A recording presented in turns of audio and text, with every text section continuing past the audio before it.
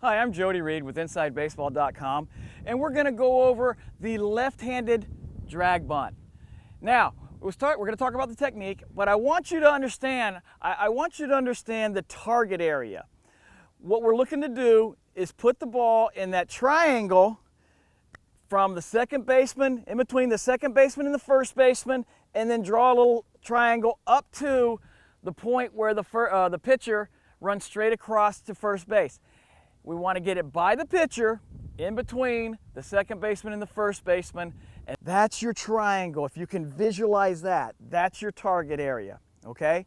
So with that being said, we want to use the same technique. Again, remember, okay, we want to disguise this, because if we're too early, guess what? Here comes the second baseman, here comes the first baseman, and all of a sudden, that area of success is shrunk because they're on the way. I've given it away. So we want to disguise it, hold it as long as possible. That's why it's important that you work on this technique. The longer you can wait before you have to square around or before you have to make your movement, the better chance of success you have, because those guys have to wait back there. You won't tip it, okay? So what we're going to do here is we're going to discuss what we want with our hands and the bat. You see, the feet are basically the same as it was when we showed you the bunt towards the third base line. We want to stay inside with the baseball. But with the bunting for a base hit, with dragging it with us, remember, it has to go by the pitcher. Therefore, this bunt has to have a little pace on it. It has to carry.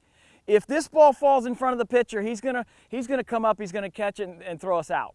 So this ball, remember, we want the first baseman or the second baseman to field this. We want it to carry past the pitcher. Therefore, we have to be able to be in a position to put a little pop on the ball to make it go. We do that with our leg momentum and our hands. And as we get going, we take our stride, and we're going to keep our hands back here.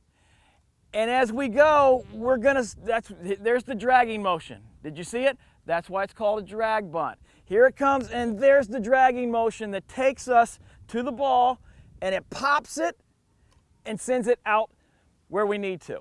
And that's where we get the term drag bunt. Right there, see how my bat's back here? I get going, I take my stride, I got my hands here, and I drag it to the point, because I need that space, I need that little movement to pop the ball past the pitcher into our area of success so that the first baseman and second baseman field it. So if you're ready, let's take a look.